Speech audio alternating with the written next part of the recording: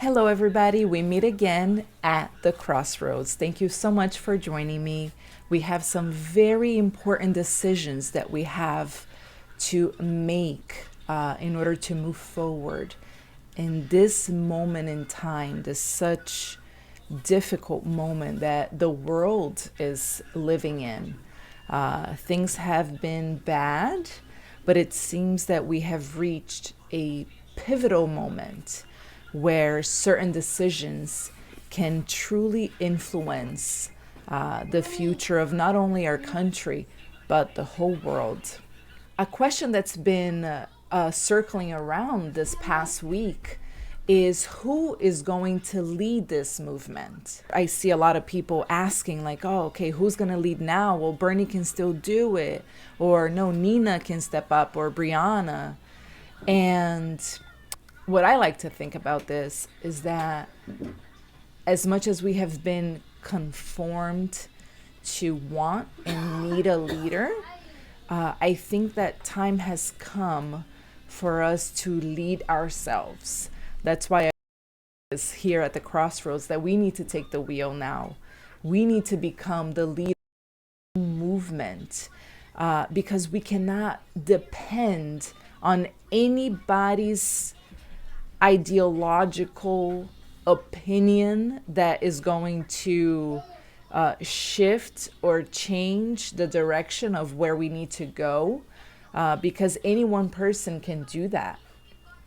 And what we need is a set of principles and ideals that are irrefutable.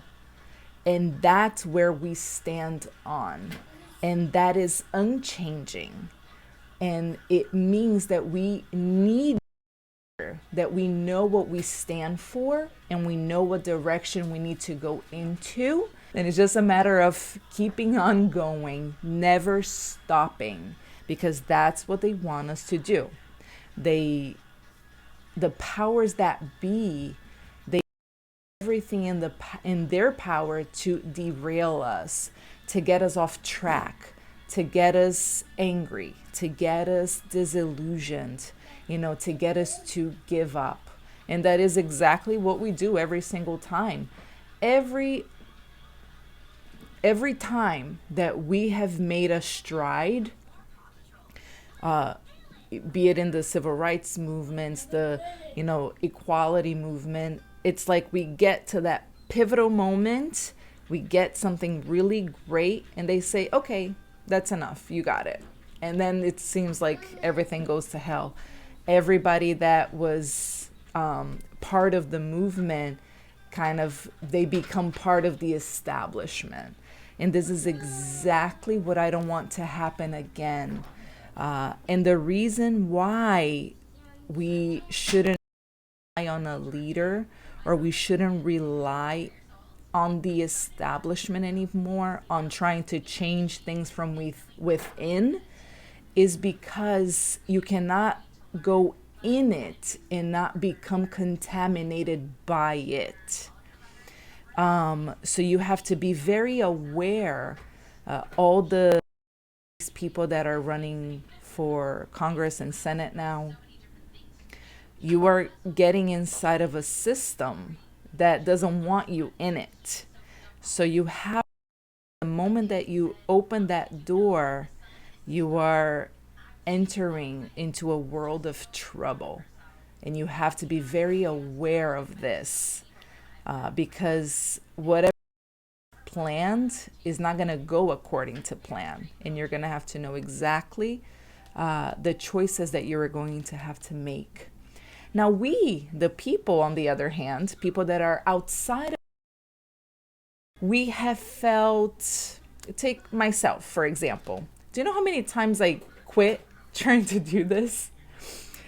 If I were to do this the proper way, with everything perfect, I would never do it. I'm here in my little studio apartment. My 2 kids are going to come running in here in a little bit.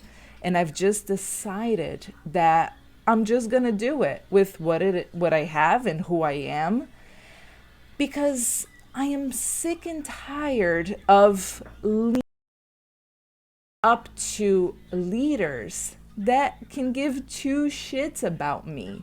They're not there for me, they're there for them. They're not there for you, they're there for them. And until we realize this, then we have to stick up for ourselves. In the movie about Huey Long, when he goes, he says, ain't nobody ever help a hick but a hick himself. And he's right. And this is another thing that's been circling around, is that, whenever somebody says, no, we have to listen to the experts, and the experts know what to do, and that's who we need to listen to. And and everyone's like, yeah, everybody bows down to the experts. And it's like, okay, but, this expert has all the knowledge in the world. Wonderful, that's good and necessary. But what is his intention? Who is he working for? If we don't ask these questions, then I'm sorry, that plaque that on his wall is worthless to me. Okay, and it should be worthless to you too. That's another way that they discredit us commoners, as if we have nothing to offer because we don't have those plaques hanging on the wall. But it's with those that they've been dropping bombs, starting wars, destroying the planet, destroying our lives and our rights. So we really have to take everything into consideration, that science and knowledge cannot exist without kindness and charity and compassion and mercy. These are things that go hand in hand. We cannot have one without the other. And that's another mistake, that we think that, oh, so-and-so is so kind and nice and he's so good. And as good as everything is that he or she does, why doesn't it grow and why doesn't it expand? Because it's missing the science part of it. We have to keep growing in knowledge. Of course, we have a system that is designed to keep us ignorant and keep us down. But we have to find ways to circumvent that until the system works in our favor. So our quest for knowledge can never end. And just because somebody has a college degree doesn't mean that that knowledge that they learned is going to do the world any good. So I want this to be very clear for everyone as we move forward, so that we can feel empowered that our experiences and our knowledge that we have is worth it just as much as a scientist or an economist or whatever it is that they do. Because we bring the other side of the table, the practical side of the table. A lot of these people, they live based on theories, things that, paper, it sounds really great, but does it work in real life? If we don't take into consideration the character of the people that we look up to, that's how we get into trouble, okay? I know a lot of people that, they live under this glory that they do extremely hard work, okay? That they sacrifice and they have all it for everything that they do. But do you know why they do it? It's not because they want to help save the world or save a life. They do it for their own glory. They do it for their pride and their vanity, to say that they do what they do. And in the end, it's all about the material gain, prestige that they gain from having this profession. So we have to be very, very careful. Right now, we are looking at all the healthcare workers literally putting themselves in the line of fire to save people, help people. When I saw a picture of a couple days ago during the protests, all the healthcare workers that, block the road, and I saw that picture and it was so symbolic. Like they said, you know what? Not on my watch. You stop right there. This is what Marianne Williamson always said. And I was always so inspired by that. And the fact that they went there and they said, you know what? I'm putting my life on the line. You're not going to come here and put everybody else's life at risk and your own. These people think they. They're going to see when, in the door of somebody that they love. But at the same time, how many doctors are peddling the idea that the virus is nothing? I know it's very hard I don't want this to be controversial, but, when we talk about the opioid crisis, everybody blames Big Pharma, which they are to blame, but everybody forgets who was writing those prescriptions that allowed for those drugs to be sent out into the world. They were doctors. So we have to be very careful about who we put on a pedestal.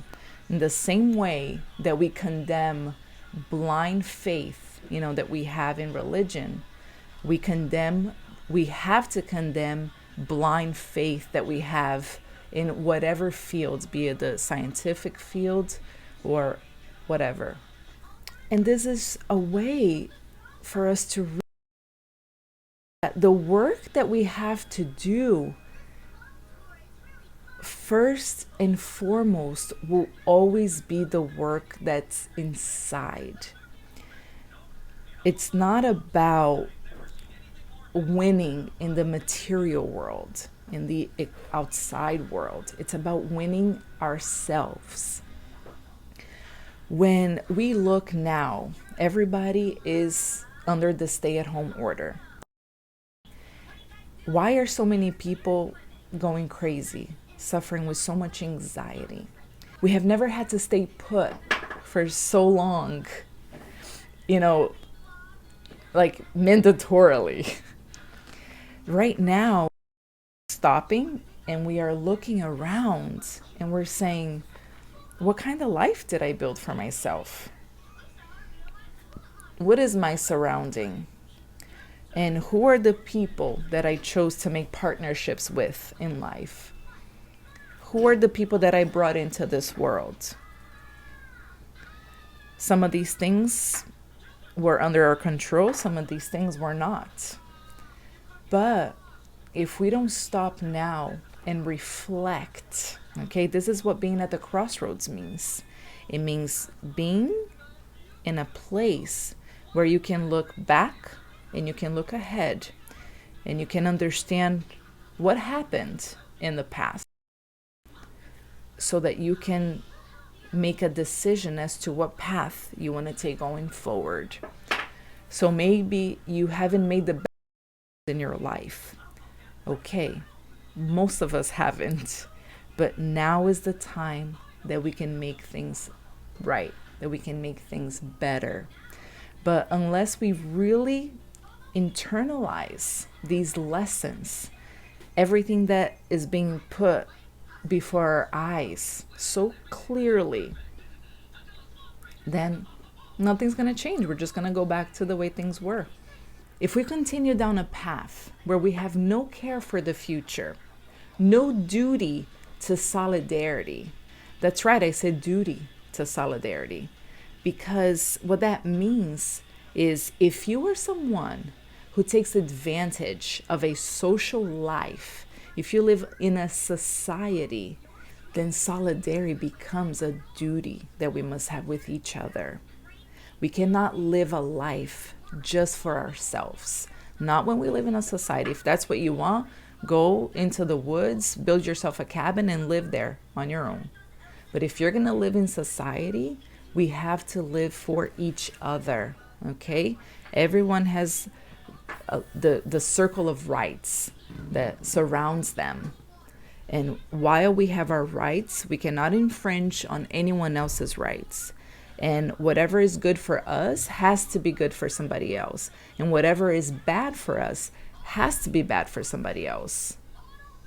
That's how it works. It's as simple as that. We've managed to complicate it a lot. But now is the time for us to go back to simplicity. We have to look at everything that we've been working for, all the extremes, all the excesses, everything that's superfluous. Where is the simple life? Where are the little things?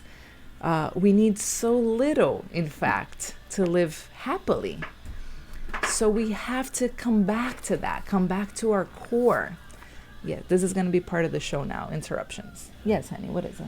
Mommy, I made you a picture of duckies. Oh, honey, it's beautiful. They just came back from ballet class, and this one fell in. We have been the American dream, and we have shed blood, sweat, and tears trying to achieve it without realizing that we have been living under the tyranny of a comfortable life. Stop and think about that for a minute. We have become slaves to a system because we want comfort. And there's nothing wrong with wanting comfort. But what have we succumbed to in order to have it? What we fight for, freedom and rights, we have let those things go for comfort. And that's where we have to draw the line. We have to come back to our moral center. And we have to say, okay, from now on, love and science and knowledge are going to be intertwined. One cannot live without the other. And we have to make it a goal for ourselves that we are going to, balance these two powerful forces and put them to work together now hand in hand for the benefit of all. No more thinking that we can be part of the 1%. We are the 99%. We are stronger, and we can do something that is to our benefit. So I hope that you guys take all of this into consideration, and let's meet again at the Crossroads.